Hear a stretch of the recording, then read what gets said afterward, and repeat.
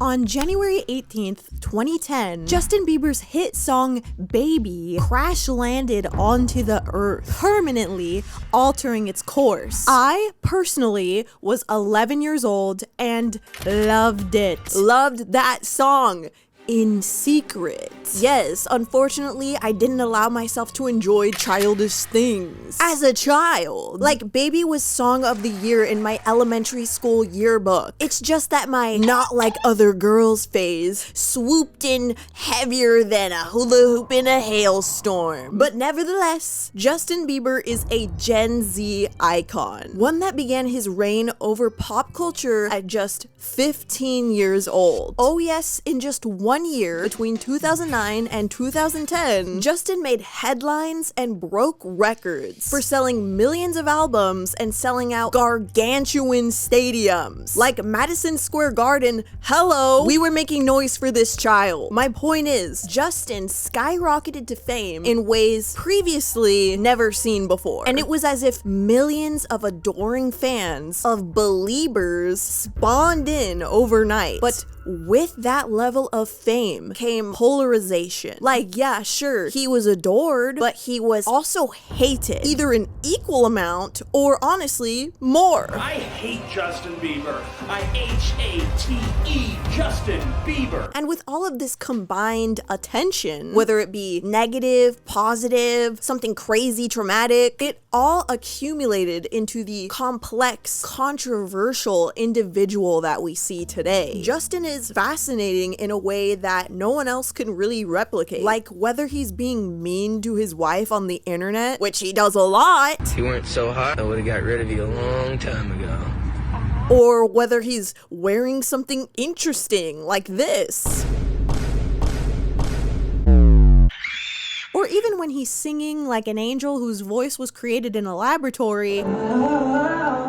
I'd say the majority of terminally online netizens are quite locked into his journey. You're not getting it. It's not clocking to you. And we are here today not to judge, I mean maybe a little bit, but to unravel and better understand the life of Justin Bieber in an... Justin Bieber is everywhere. I can't escape him, and I am absolutely sick of him.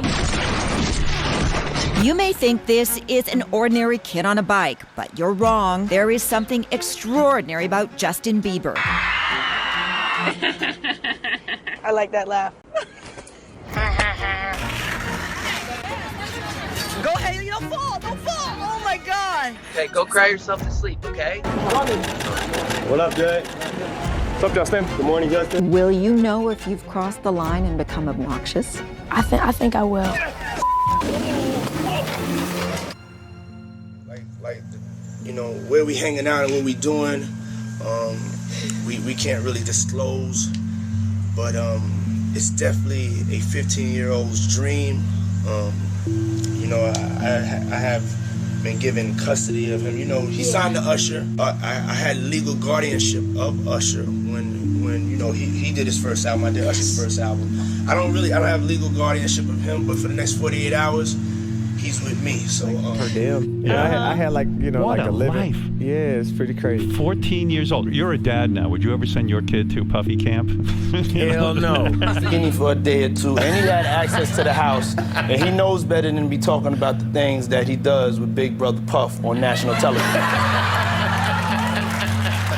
apparently not. Something. Everything ain't for everybody.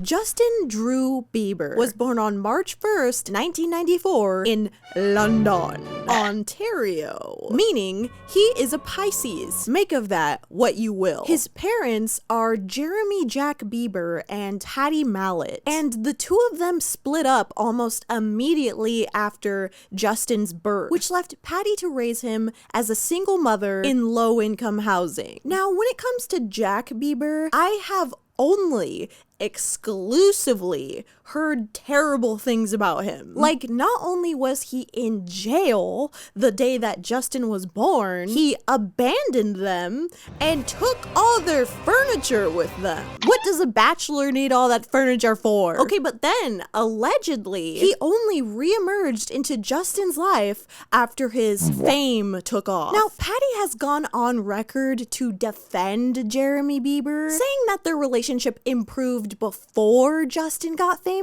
Either way, I think Jeremy is a weirdo and a bozo. Because here's the thing, okay? Justin has 3 younger step siblings. These are Jeremy Bieber's kids, okay? So when one of Justin's stepsisters, okay, was born in 2018, he immediately made an Instagram account for her and started posting bikini pictures of her at the age of 6. And apparently, so many of the comments underneath the pictures were like disgusting. But he didn't take them down or anything. He was just like, la la la la la, I'm posting these creepy pictures. Okay, so there's that with Jeremy Bieber. Then the cherry on top, Lil Cherry, is that he went to court for an alleged assault of an 18-year-old girl in 2002. And the allegation is that he asked her to lift up her shirt, and when she rejected him, he roundhouse kicked her and broke her jaw. I don't know, man. All the math that's going on, it doesn't point to him being a great dad. Now,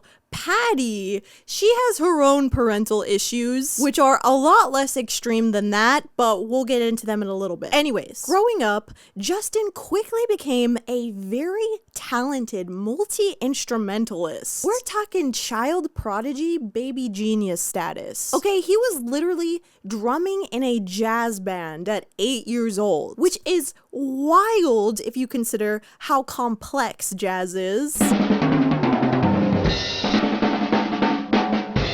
That's straight up a job for a full-grown man with a beard, not a Canadian maple syrup baby. But he was just so bold that he began performing by himself in front of the Avon Theatre at just 12 years old. But to elaborate on the Avon Theatre, it is a cute little venue in Canada.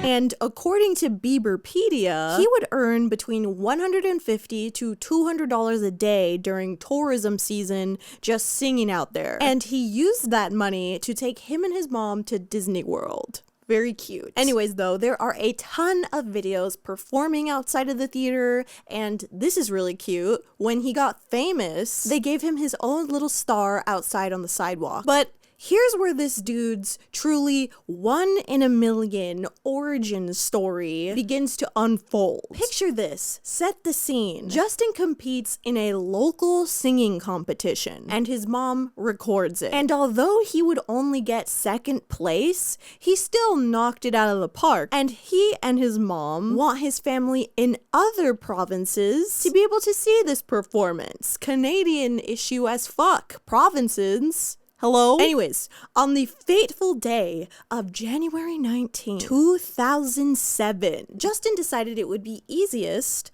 to upload this to YouTube. And this first ever video of his was titled Justin Singing So Sick by Neo.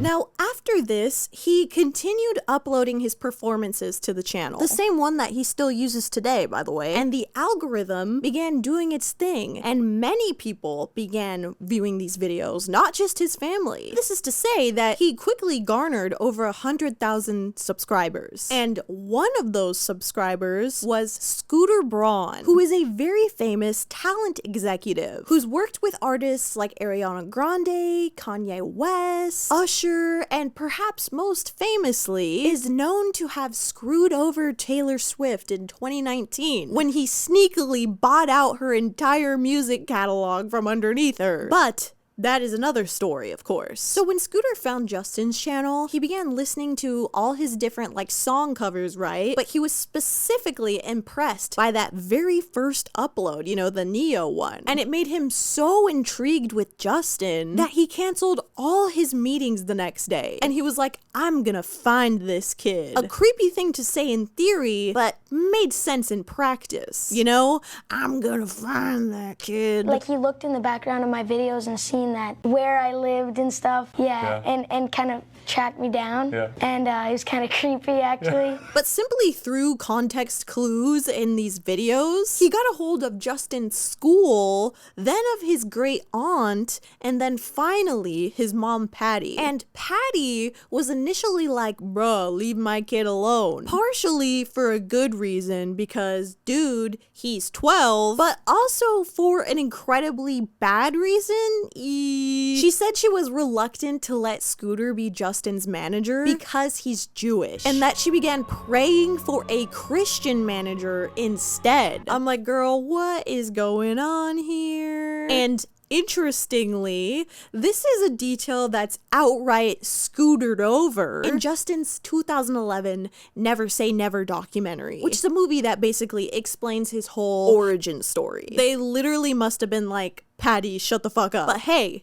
regardless, Scooter and Patty got on the phone and ended up talking to each other for 3 hours. And Scooter, crazy name by the way, have I mentioned that? Have I mentioned that that's a crazy name? To have a name that is also a method of transportation is crazy. Hello, I just burped. But he was like, listen, bring Justin to Atlanta. I'll introduce him to some people and we'll make him a record deal, perhaps. And if you're not interested at that point, I will banish myself from your life. So Patty's like, cool. Okay, I'm on my way with the boy. They headed over there, they got to Atlanta, bada bing, bada boom, they hit it off, and Justin began recording demos. And during one of these sessions, Usher, you know, world-renowned R&B artist Usher, he came in to record at this same studio. And Justin was a huge fan, so he was like, oh my god, it's Usher, holy fuck, I'm gonna go up to him. And Scooter Braun was like, no, please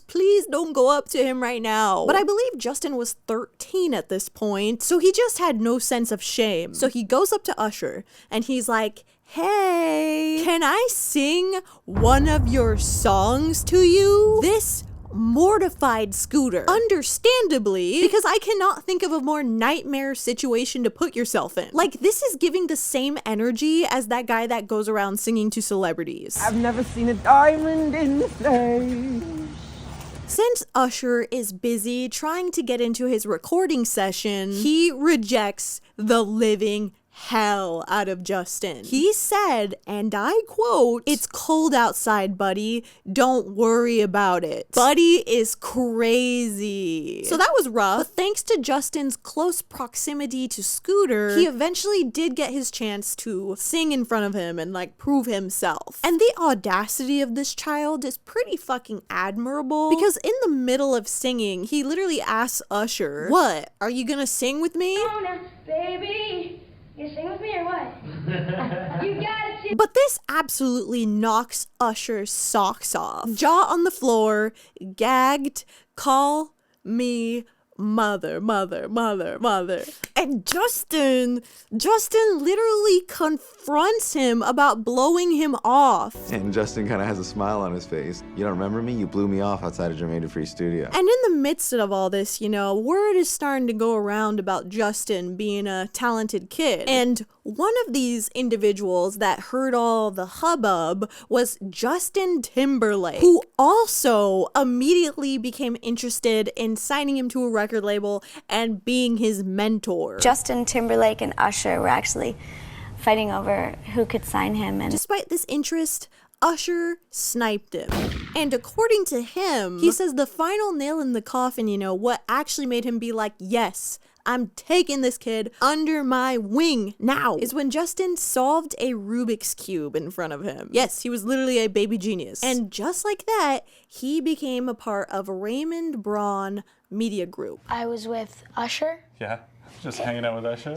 Yeah. Despite all of his talent, though, Usher and Scooter found some difficulty getting Justin into the mainstream, because radio stations were like, nah, we're not interested in hearing a little kid's voice, nah. And you know, at the time, this was like unheard of. Child stars were exclusively sprouting up on Nickelodeon or Disney Channel. There wasn't like another solo child artist like this. So all the executives executives were like, just put him on Disney Channel, just put him on Nickelodeon, get him out of here. But Scooter Braun wouldn't give up on making him his own individual artist, you know, Justin Bieber. So he would low-key foist Justin upon radio stations by constantly having him travel around from one to the other and having him perform his songs acoustically. I met you, girl, my heart went knock knock. This all led up to July 7th, 2009, when Justin's first single, One Time, was officially released. And it did pretty damn well. It got to number 12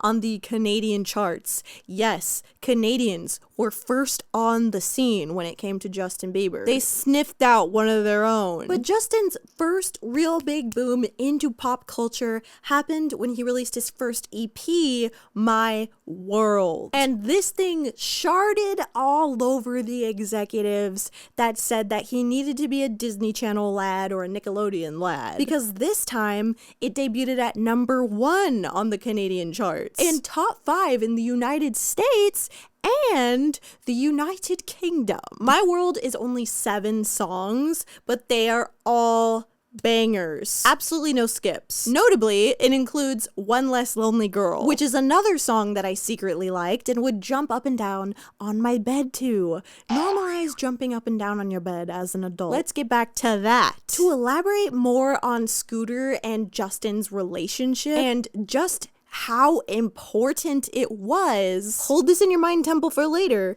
This relationship was so huge, such a big part of Justin's life, okay, that Scooter describes himself as not a brother figure, but a parental one. I realized being on the road with Justin's mom, she's not a disciplinarian, and he needed that person in his life. It can be annoying, but I know he's only, trying to have me have the best character. Scooter also remarks on many different occasions how difficult it was keeping Justin focused on the road because he just wanted to play with his friends and be loud. Very valid, but he needed him to perform and preserve his voice. So he basically was like, no, stop having fun. So I think it's fair to say that not only was Justin's dad fairly absent, in a way, so was his mom. Because, as you'll see, I personally do not think that she did a good job of protecting him as a child. And just to scooter back to the Scooter thing, I think leaving his manager to be his parental figure, who may or may not have had his best interest at heart, is also a terrible idea. Because not only would Justin become the victim of seriously vicious bullying, but he was also exposed to many exploitative and, quite frankly, perverted adults. I don't want to go there yet though, because I'm on like page 8 of my script, okay? This is simply too soon. So let's talk about something fun first. Some Justin Bieber isms. So as a kid, Justin was a massive fucking troll. Are you a prankster at heart? I am a prankster. I can tell you probably have a little prankster in you. Are you rebellious? I like to push the limits. And let me just give you some examples of what I mean by that. In 2010, he was in an episode of CSI titled Targets of Obsession, where he played a troubled teenager. Yeah, I'm basically playing like a, bad kid. I hate the government. I don't care about anything. They killed my brother and I act like I care, but really, I care less.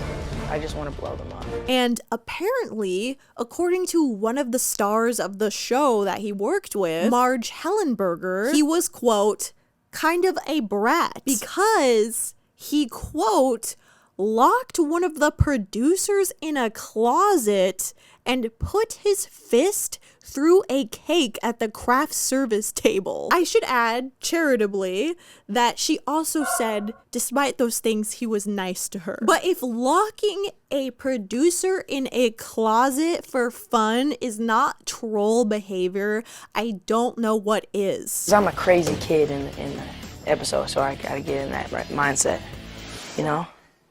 And funnily enough, around this same time, Justin had tweeted something that I think encapsulates this mischievous attitude. He wrote, "Even when you aren't feeling well, a prank feels so good. Hashtag prankster on the loose." And by the way, I should mention that he gets shot like a dozen times in the chest at the end of that CSI episode.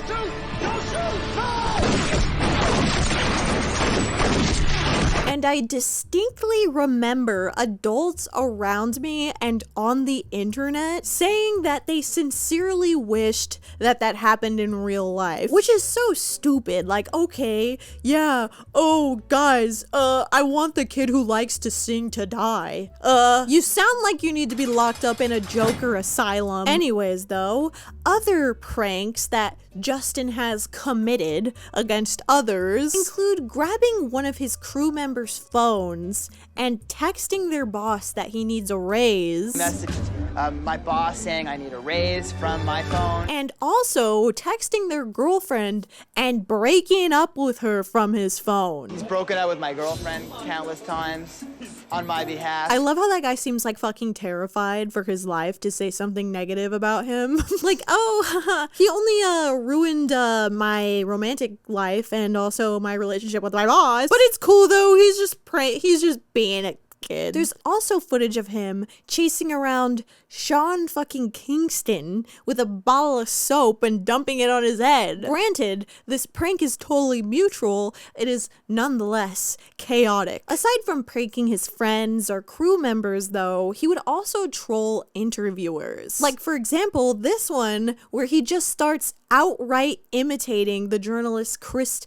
Parente. I have to ask you a question. Lay it on me, brother. Do you talk like this in regular life? Or is Like that only what? interviews? Like, hey, brother, how are you doing, Bieber? Well, you're like a younger version of me, Bieber. Oh my gosh, I think we should all just do interviews like It's this. amazing. Oh my. There's also this one, which is super famous and became a meme, where he makes fun of an interviewer's laugh. I like that laugh. And speaking of pranking and mischief, let's talk about how online netizens would use Justin for their own hoaxes, like the 2012 hashtag Bald for Bieber hoax. This was a prank that originated from 4chaners who decided to Photoshop a tweet by Entertainment Tonight, as well as multiple tweets from Justin himself, air quotes, that announced to the world that he had cancer and encouraged kids to shave their heads in solidarity with him. Several of my awesome supporters are shaving their heads to help get me through this. I love my fans. Thanks for the extended support. Hashtag Bald for Bieber. This was followed by fake concerned tweets from Justin's friends, like Nicki Minaj, Justin Timberlake, and Selena Gomez. Recently, Justin has been diagnosed with cancer. I hope he survives. Hashtag Bald for Bieber. Support my bud at Justin Bieber. He was just diagnosed with leukemia. Hashtag Bald for Bieber. Hashtag Justin will survive. I am so freaked out. Gonna support Justin all the way through this. Hashtag Justin will survive. One of the original posts written by the hoodlums that started this whole thing on the B-board wrote this: "Hello, as you may or may not remember, last night we had a thread going in a chat room full of people that wanted to start rumors about Justin Bieber having cancer. We have many photoshopped pictures, fake celebrity tweets, and more. We even made a website. The website is baldforbieber.com. We need more people to go on Twitter and tweet hashtag Bald for Bieber. We have an IRC going on for this as well. Join us." As their plan progressed, many of these users began posting pictures of completely unrelated bald children and writing captions underneath them that were along the lines of, "I did this for Justin." And there are a lot of these pictures. It's unclear if there was literally anyone who actually believed this and actually was earnestly going bald for Bieber. If any of you remember this at all and actually believed it, please comment down below. Come forward now or forever hold your peace. 4chaners used as like the final nail in the coffin, you know, proof of this mass baldation that was occurring was this video of a woman getting her head shaved. Hey, it's Cruz, ZTV, literally moments away from the very first shaved bald for Bieber. Now, without context, perhaps this would be convincing to a youngling. Why is he gonna die? But in reality, it's just a video of a radio contest where if you shaved your head, you got free Justin Bieber tickets. Now, tragically, the website Bald for Bieber has since been completely scalped and rebranded as a generic health website that has a bunch of AI generated ads on it. It's like the burning of the Library of Alexandria all over again. But this all leads us to another prank called #Cut for Bieber, a Twitter trend where fans were allegedly cutting themselves because Justin was photographed smoking weed. Trolls would literally post pictures of self-harm with captions underneath like, "I cut because you use drugs. The world is meaningless." And this was a hoax that originated on the platform, wait for it, 4chan. The original post that was plotting this out on the B-board reads as follows. Let's start a cut yourself for Bieber campaign. Tweet a bunch of pics of people cutting themselves and claim we did it because Bieber was smoking weed. See if we could get some little girls to themselves. So yeah, just pure unadulterated evil, unsurprising. And Justin didn't reply to this whole ongoing phenomenon, but somehow this hashtag caught the attention of Miley Cyrus, and she actually replied to it by retweeting #Bieber is not something to joke about. There are people who are actually suffering from harm. This is so disrespectful, which is very, very true. Like I said, the motivations of this prank are fucking evil, but what I do find a little bit humorous is that official Cancer is what tweeted this out. I don't know, Cancer's official Twitter account? Why does a disease need a Twitter account? Who gave the disease a Twitter account? But before we get into that, let's take a quick break and talk about NOCD, a company that's mission is very near and dear to me. Now, let me take you on a little journey, okay? Last December, after years and years of being misdiagnosed with generalized anxiety disorder, I was finally properly diagnosed with OCD. And unfortunately, OCD is not like the stereotype that many people think that it is. Like, girl, I wish OCD was a superpower. I wish OCD made me into a neat freak who put things in little Tupperware. No, it has been a lifelong struggle for me. Ever since 2nd grade, I've had repetitive racing thoughts with high stakes anxiety, and I felt the need to fight these racing thoughts with compulsions. Like, for example, when I was a child, if I didn't flip the light switch off 3 times in a row times 3 times, I thought my mom was gonna die, which led me to a terrifying anxiety that I would have at school all day, thinking, oh, something bad is gonna happen to her and it's gonna be all my fault. I didn't flick the light properly. But since then, my OCD has evolved into attacking other things that I love, because OCD is very sneaky and it can be deeply devastating, from fears about harming others to doubts about your relationships and your identity, or whether or not you just did something wrong. It can be relentless. And up until I discovered NOCD, I had divorced so many therapists for just straight up not understanding my disorder. But luckily, NOCD is the world's leading provider of specialized OCD treatment. Their therapists know all the ways OCD can show up, and they're trained in the most effective treatment. And when I used NOCD for the first time, it was truly the first time in my life that I felt a therapist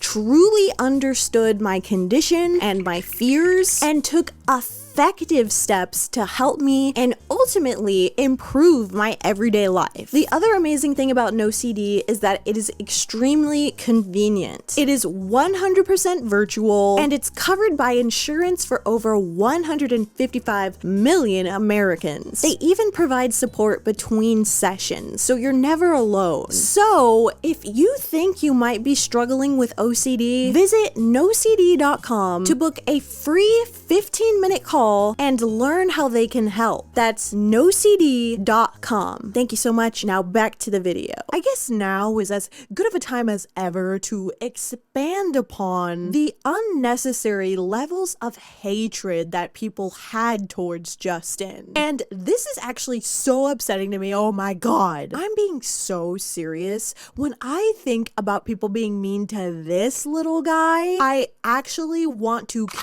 somebody with a large firearm or a small grenade. Just saying, just putting that out there. So as somebody who was the right age to enjoy him at his peak, I can tell y'all from personal experience that the entirety of the male population, I'm talking both kids and adult men, had a vile opinion of him as a default setting. Here were the three general talking points. Number one, I hate him because he makes terrible music. Number two, the oh so popular he's gay. And number three, he looks like a girl. These three sentiments appeared across all platforms, starting with comment sections. If we take a little look-see underneath the Baby music video in 2010, we can read comments such as Justin Bieber is gay, Justin Bieber is gay, Justin Bieber is gay, Justin Bieber is gay, Bieber, Mom, why don't I have a penis? Mom, because you're gay, honey. That sexy girl video, OMG. Gay, F-word, homosexual, fanny bandit ass, pirate, F-slur, homo eater of the poo-poo. LOL, his balls dropped. Just because we think Bieber is a F-slur, don't tell us to fuck off. We have an opinion as well. I can't believe he is so gay. I mind most of girls love him, but what they doesn't understand is that Justin likes boys, no girls. What the fuck?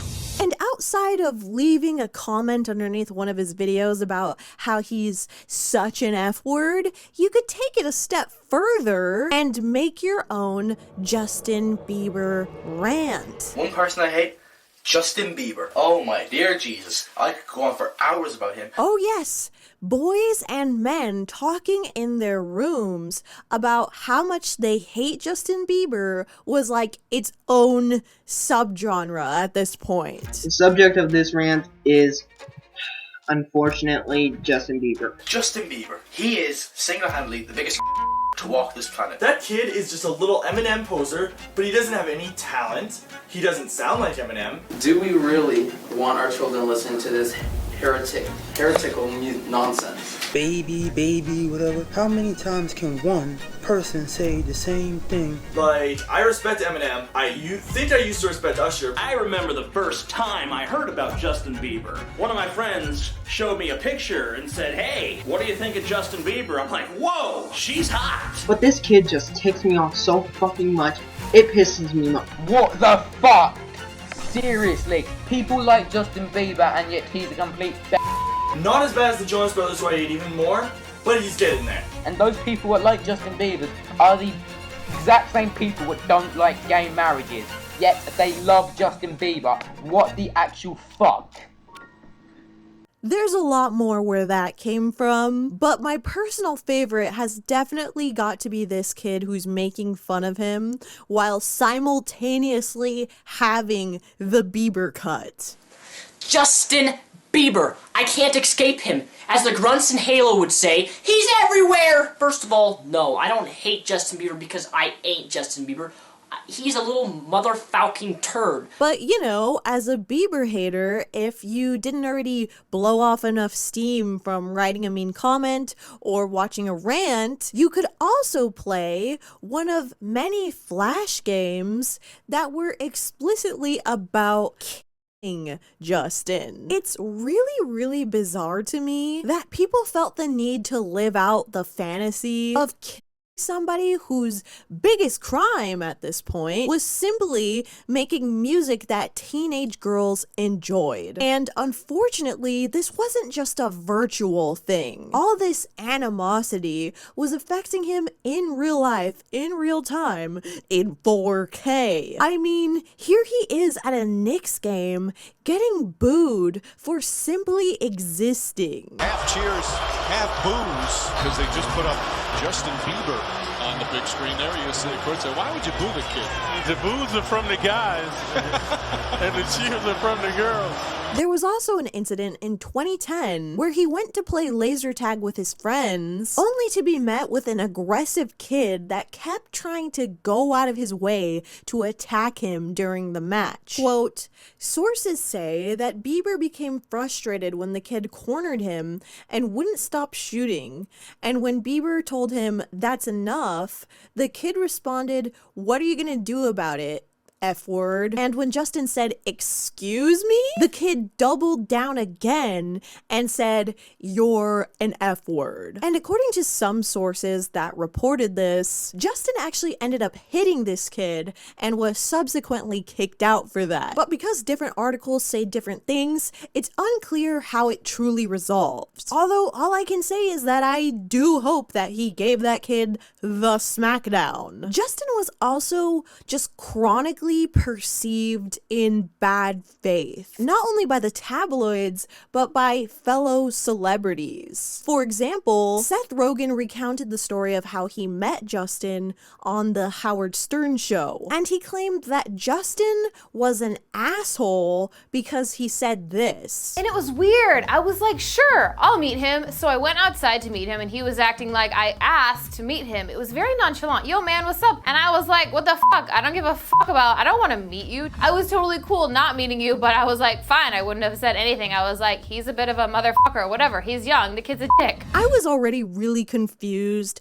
as to how that made him an asshole. I mean, yo man, what's up does not seem like an antagonizing thing or a sarcastic thing in any way. And Justin's response to this made me feel even more befuddled for as to why Seth Rogen felt the need to drag him. He tweeted out, "Seth Rogen, sorry I didn't bow down when I asked to meet you. I was probably a bit shy and didn't want to be over the top, but still love your movies." It seemed as though people wanted a reason to hate him. Another peer who I would say was actually obsessed with Justin being like a hypothetical imaginary dickhead was Drake Bell. Drake would tweet and tweet and tweet about Justin and even posted a plethora of photoshopped pictures of him wearing makeup. Like he really thought this was the funniest shit ever. Like, haha, boy wearing makeup. Before I beat up the paparazzi, I make sure my mascara is perfect. New game, Miley Cyrus or Justin Bieber. Like, bro, just say he's pretty and walk away. You're thinking way too much about what this kid looks like. But should I even be surprised considering he is a predator, allegedly? But you might be wondering, how did Justin respond to this one-sided beef? Let me just set this right here. Go ahead and just read this and digest this. Bitch, I'm sad. And what makes this worse is that earlier this month, Drake Bell went on Josh Peck's podcast, Good Time, and was asked if he still has this beef with Justin. And he says he doesn't, but proceeds to recount a story of running into Scooter Braun in a nightclub and Scooter asking him straight up, "Did you really tweet those things about Justin, or was that like some other account?" And Drake, of course, confirmed that that was him just like joking around. And Scooter said, quote, "He's bummed. Drake and Josh was his favorite show growing up." Just reiterating what Justin had tweeted out. Like, bro, imagine being bullied by your childhood heroes. People that you respect and are a fan of, like, just want to hate you. I genuinely cannot imagine what that's like. Unfortunately, this sort of like bullying and harassment really pales in comparison to the constant sexualization that Justin experienced. Like, during this time, adults collectively decided that Justin's was theirs to objectify. This brings me to my category labeled exposure to inappropriate things. There are several interviews that Justin did as a teenager that really just had the pedophile leaping out of people. For example, in 2010, a female journalist on the red carpet started off an interview with him by flirting, and I mean heavily. Oh my gosh, he's kissing me. Here, come sit here. Jealous. Come sit with me right here. Dude, Justin Bieber just like comes up and you just started making out with me. Do you know that? Then she somehow decides that it's a good idea to make her conversation with a 15-year-old even more suggestive by asking him if he would give her the talk. Has your mom given you the sex talk yet? I mean, like, I really don't want to have that conversation with my mother. Yeah. Like, I've kind of had it with my father. You want to hear? Oh, really? See, my parents never gave me the sex talk. Okay. So why don't you give me the sex talk? I feel uncomfortable. She literally said, "Teach me, bitch." What are you talking about? It's broad daylight. Police. She should just start driving around a fucking white van that says free candy at this point. But guess what? In response to this, instead of giving her this weird attention that she's desperate for, he tells her that he's uncomfortable and then fucking drags her ass. So why don't you give me the sex talk? I feel uncomfortable right now. Oh.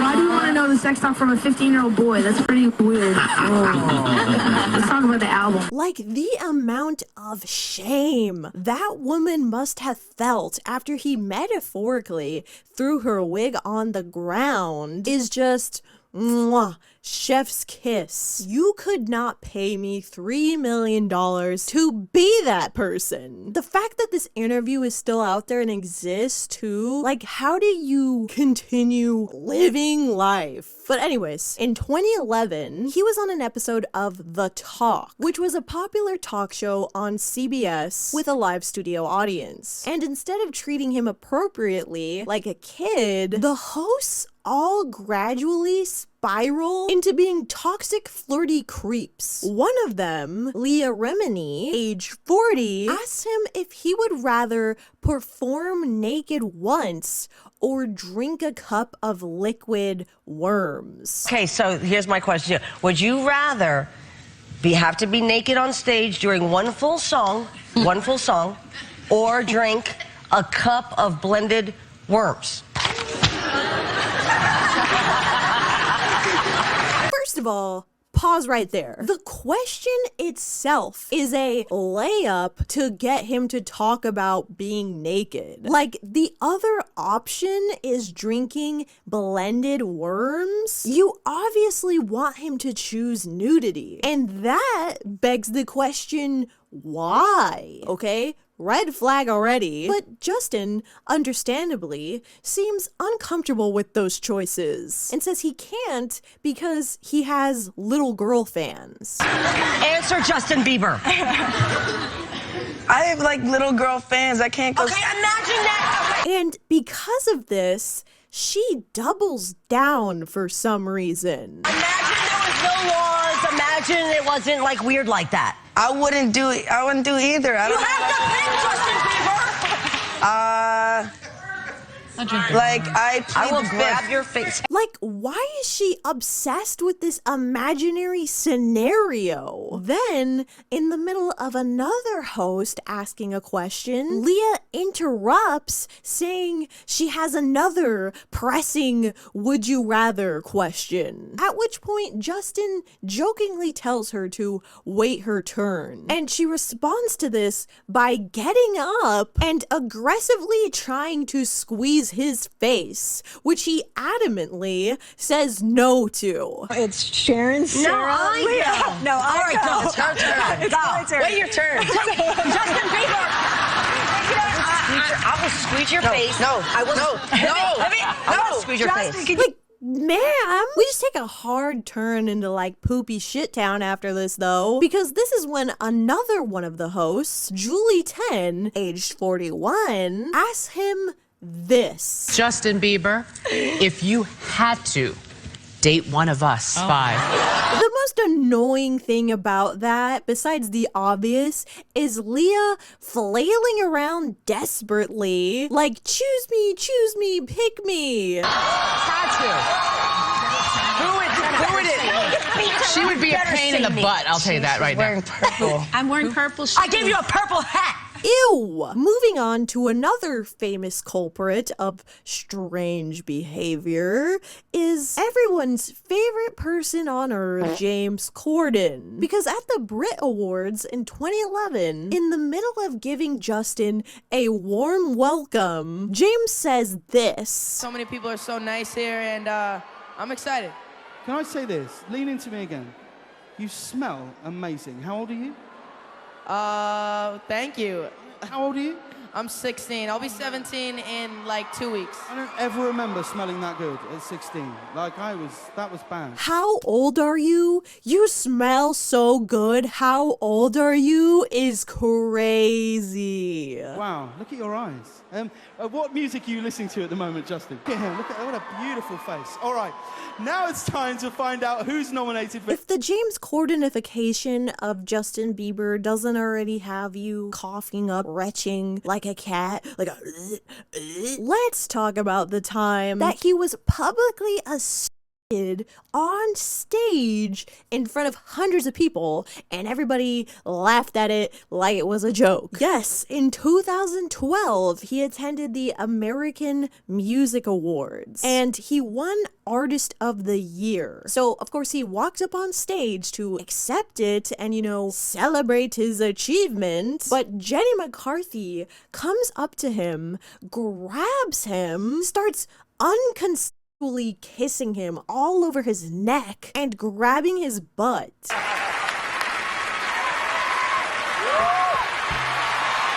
Mind you, once again, she felt comfortable doing this in front of hundreds of people. Then afterwards, she had the audacity to laugh and make jokes about it. I just got to neck Justin Bieber and grab his butt. A little cougar scary. Yeah. But I took the opportunity in the window, considering I'll never get to do it again, and kind of molested him. Saying she just had to take the opportunity to do it, and that if they got together romantically, that would be air quotes. But I think that's cougar rape, if you ask me.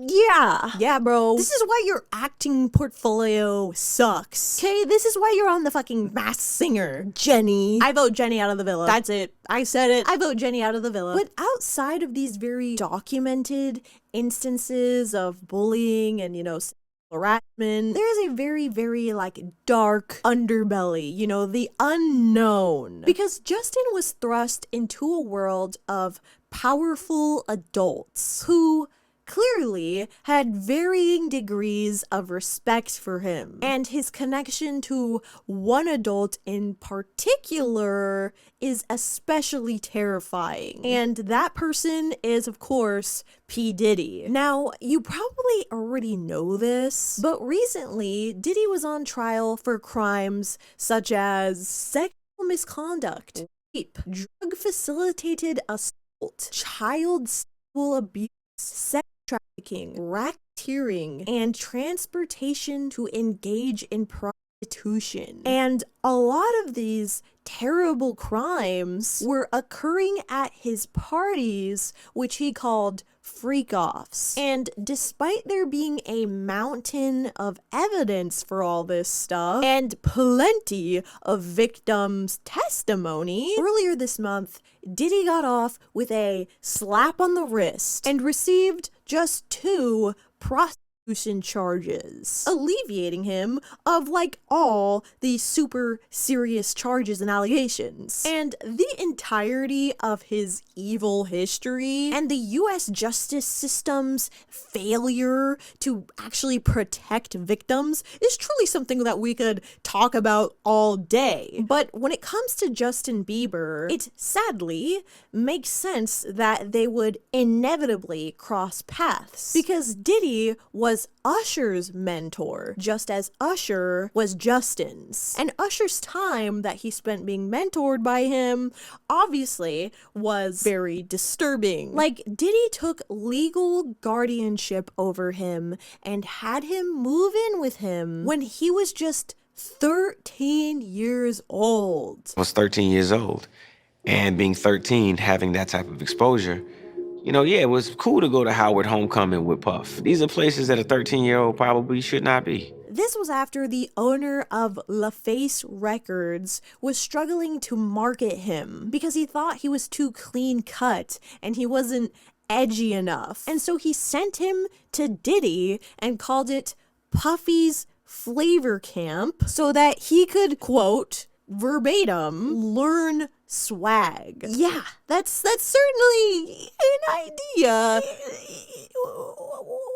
Anyways, though, while Usher has praised Diddy for kickstarting his career and giving him all sorts of connections to other people in the industry, over the years, he's also said that he saw very adult things that he didn't understand during his time living with Diddy. I'm around grown women, and I'm seeing them do things and have experiences that I'm not quite ready for. And while these statements are very ambiguous, with the additional context that we have in 2025, it's very obvious to me, and anyone else with eyes and ears truly, that Diddy was incredibly inappropriate, at the very least, with what he was doing around a teenager. And so, the fact that Usher would introduce a 15-year-old Justin Bieber to this fucking guy, knowing that he's unhinged, and would have no reservations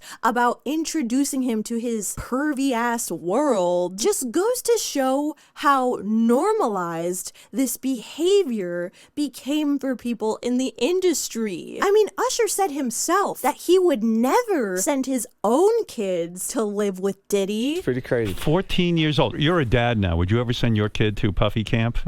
Hell no. See? So somebody please tell me why in 2009, 1 year after Usher's kid was born, did he let Justin spend 48 hours with him? You guys, this is absolutely unbelievable, but Justin and Diddy's first recorded interaction is in a video that is still up on his channel to this day and is titled Justin Bieber's 48 Hours with Diddy. I have been given custody of him. You know, he signed to Usher. I'm signed to Usher. I had legal guardianship of Usher when you know he did his first album. I did Usher's first album. I don't have legal guardianship of him, but for the next 48 hours, he's with me. So And this video is only 2 minutes long, but to say that it's uncomfortable is a massive understatement, because in it, Diddy basically explains that he can't disclose what him and Justin are going to get up to for the next 48 hours, but that it's a 15-year-old's dream. Where we hanging out and what we doing, we can't really disclose, but it's definitely a 15-year-old's dream. And here's one of those times that I'm going to be calling Patty's parenting into question. Why is she not intercepting her 15-year-old from hanging out with a 40-year-old man? One who is famously known for a level of unforeseen partying. Like, clearly it wasn't just Usher who thought the connection to him outweighed any concerns. And 1 year after that nauseating video, they made did another video together, and this time it was on Diddy's channel, titled Justin Bieber Joins Diddy's Dirty Money Crew and Learns How to Swag Walk. And this video is even more uncomfortable somehow, because it begins with Diddy confronting Justin about how he hasn't been calling him and about how they haven't been hanging out together the way they used to. Starting to act different, huh? You ain't been calling me and hanging out the way we used to hang out. Then there's this awkward moment where Justin fumbles a bit over his words and reveals that Diddy has been trying to contact him multiple times through his management and presumably mutual friends. Well, I mean, you try to get in contact with me, through all my, partners and whatnot. But you never really got my number, so. He proceeds to gift Justin a bomber jacket. We wanted to make you an official member of the Dirty Money Crew. Are you serious? There you go. That is Justin that Bieber. Is swag. Is your swag. And then you got to do the swag walk too. Okay. And teaches him how to swag walk. Okay. And push it back like you're pushing the wind back. Swag. Ooh. And I find this very interesting because, like I said earlier, the whole point of Usher going to him was to learn swag. So to me, it's just like some sort of continuation of a bizarre cycle. But then Justin jokes about how he's gonna wear this when the two of them go out and get some ladies together. Don't get those ladies, right? Yeah, after that, the ladies, we in the street, Times Square. Yeah. And under normal circumstances, you can rest assured that a teenager is joking about this, but contextually, I'm not so sure, especially because of this next thing that I'm gonna bring up. And that is an interview that the two of them did together with Jimmy Kimmel. Like, just listen to what Diddy says about what the two of them do together alone. He had access to the house, and he knows better than to be talking about the things that he does with Big Brother Puff on national television.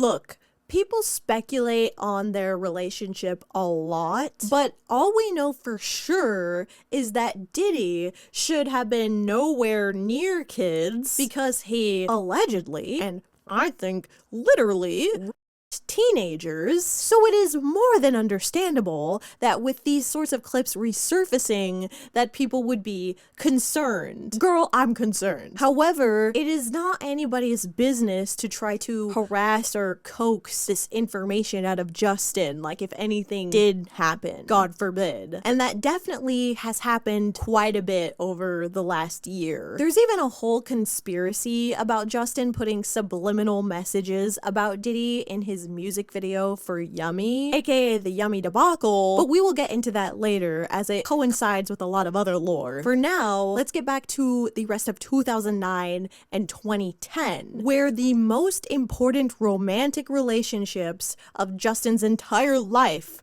would begin to bud. I am of course talking about Selena Gomez and Hailey Baldwin, now known as, of course, his wife, Hailey Bieber, and man, does the fucking lore go crazy with these three, so buckle in. In July 2009, Justin would do an interview with DJ Ski, in which he admitted he had a crush on one Selena Gomez. No one heard that though. Like, who's one person that you have a crush on that if you saw that you would I have a crush on Selena Gomez. No one heard that. But he didn't just stop there. 2 months later, he would once again publicly talk about how cute she is. Twice in 2 different interviews. In the first, he says Selena Gomez is cute, but that he doesn't really have a crush. Selena Gomez is cute. I don't really have a crush. And in the second, he backtracks on his original statement once again by saying this. I think Selena Gomez is pretty. But I don't like her. Now, this same month, Selena Gomez was answering fan questions with her band on a live stream. And one of those questions just so happened to be, do you like Justin Bieber? To which she replied, saying that she loves him and that he's gonna be super, super cute in 2 years. Yes, I do. I love him. I think he's really really cute. I think in 2 years, he's gonna be cute. Selena and Justin have a 2-year age gap. At the time, she was 17 and he was 15. So I'm assuming she felt weird about that, and that's why she felt the need to point that out. But it's like, y'all are still in high school, so although I will be the first to say that although Justin is 15 here, he does not look a day over 12. Anyways though, this indirect communication with one another led Scooter Braun and Selena's manager, aka her mom, to arrange for the two to meet. And they quickly became friends, and also quickly appeared to be more than that. Like, they almost immediately began appearing everywhere together and having more and more coupley, flirtatious interactions. For example, on New Year's Eve 2009, Justin asked her to come on stage for his performance of One Less Lonely Girl. And according to Selena, she tried saying no, but he like practically begged her to come on, and also asked her if she could take off her heels so that she wasn't taller than him, which she did not take those off. She said, fuck it, you're a short king. She's like, he's like, you gotta take your shoes off because you're gonna be taller than me. What did you tell him? No, I'm not going to take off my heels. You're short. Embrace it. And she got on stage and he serenaded her. If you watch this video, it straight up looks like a ye old-fashioned courting. Like, he is circling her like a hawk and gazing lovingly, all while having a big-ass boot on his foot. After this, they continued playing a game of what I would like to call I think you're so cute chicken. Selena, nice to meet you. I'm Justin. You're very beautiful. Maybe we can go out sometime. Okay. They would even kind of troll interviewers, because one moment Selena Gomez would be saying that she has a crush on him and that she wishes they were in a relationship. People are saying that you and Justin Bieber are dating. I love that. I kind of wish we were. And the next, she's on Ellen's couch telling her that Justin is like her little brother. I don't know how you have time to date Justin Bieber. What? Oh, brother. He's little. He's like, no, he's like my little brother. I don't, that's weird. You're a cute couple, I'm just saying. Then, after saying something like that, a few weeks later they would be on vacation together and even seemingly smooching. Which, of course, that's very respectable. It's their privacy, but it was just very obvious, is the point I'm trying to get across here. Good. Thank you so much. Thank you for hanging out, babe. All right, James, what's going on where you are? Meanwhile, while this public relationship, situationship, whatever it is unfolding, and listen, this is fucking crazy, Justin had begun working on songs such as Eeny Meeny and Somebody to Love with a producer and songwriter named Benny Blanco. Da da da. Everyone's life is so intermingled in this story, I am losing my mind. But anyways, it wasn't until May 2011 that Selena and Justin would overtly be open with their relationship and show affection to each other in public, which was a big jump scare to some mentally ill believers who decided to send Selena death threats on Twitter with tweets such as, "I hate you, die. If you are the girlfriend of Justin, I will kill you. I hate you at exclamation point, exclamation point, exclamation point. Roses are red, violets are blue. Selena Gomez, if you break Justin Bieber's heart, I'm gonna kill you." And lastly, and this is probably the best one, Selena Gomez, stay away from Justin, you vile. Wait, I'm gonna kill you in the night underneath your smelly Okay, calling somebody a pedophile over a 2-year age gap is so unserious. But fortunately, the deranged believers subsided and they quickly became one of the most beloved celebrity couples, which I admit sounds a little bit dramatic. I mean, this is not a Brad and Angelina situation, but they were heavily embraced amongst both their fan bases. So much so that the first thing that comes up when you look up Jelena on YouTube is a fan-made video with over 23 million views. And it was understandable because from an outsider's perspective, this relationship looked very sweet. They were constantly saying kind things about each other, embracing each other, lots of PDA, what have you. You're just crazy in love, aren't you? She has very kissable cheeks. When you were finally able to get to Selena and you wind up dating her, do you feel like you're on top of the world at that point? Like you've accomplished something great? You know what, I just think of it, my life is very good right now. She's just another blessing. Oh, look at him. Wow. Oh my God. He's blushing. Oh my God. What was it about her that made you want to be with her? I am all about really genuine people. And I feel like she's one of the most genuine people. She just has a good heart. And I can talk to her about anything. They just seemed really happy. However, as you probably already know, this famously turns out to be very tumultuous. And it's here that they enter into an on-again, off-again relationship for the next 7 years. And in a truly fascinating series of happenings, at the same time Justin and Selena hit it off, he had also unknowingly just met his future wife, Hailey Bieber, on the fateful morning of October 12th, 2009, in an encounter that a lot of netizens perceived to be an act of stalking. Because Hailey is often made out to be a toxic villain and an internet punching bag due to viral conspiracy theories that she not only manipulated her way into Justin's life by stalking him, but is also hysterically obsessed and jealous of Selena Gomez. I mean, dude, I looked up her YouTube channel and the first video I clicked on in the comment section, I saw one that says this: she's a psychopath. And according to the internet, Hailey's elaborate scheme has all spiraled into the seemingly dysfunctional and unloving marriage that we see between her and Justin today. Does this look like a playground to you? This is a studio workplace, and you're disrupting me. He was involved in pretty much all of the decision making as far as like the wedding was concerned.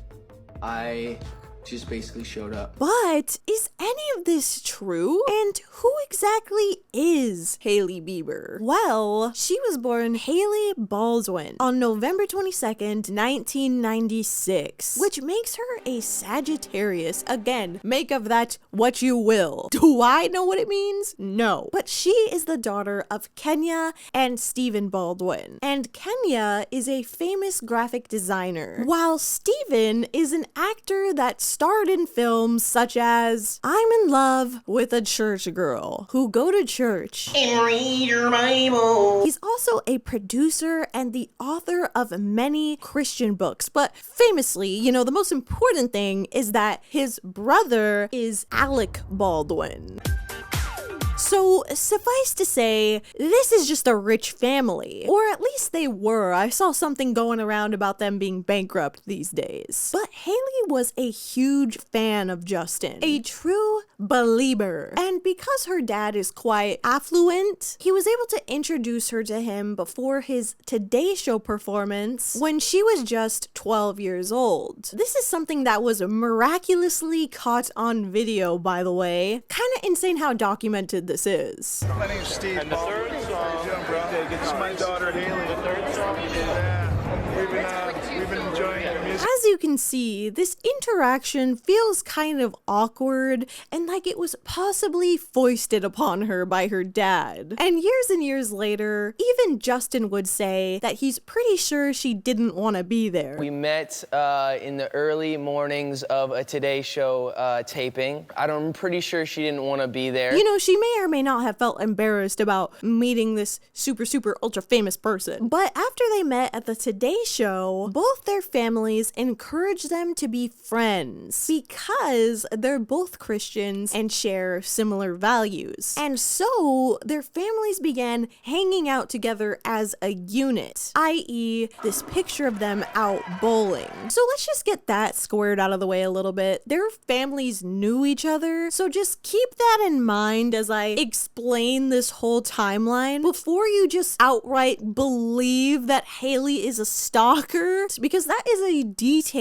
that many people overlook in this. So throughout 2011, Hailey and her dad began appearing in more and more pictures with Justin, both backstage at his concert and also at his Never Say Never documentary premiere. A premiere that Selena Gomez also attended but was walking the red carpet at the time of this photo. All three of them were in close vicinity to each other several times, which is not Hailey's fault, but it is weird to think about in hindsight. Later this year, she would attend the premiere of Selena's movie Monte Carlo, and her attendance here is actually really important because there is an infamous picture of Hailey on the red carpet holding up a magazine with Justin and Selena's faces on it. And if you just see this picture without any additional context,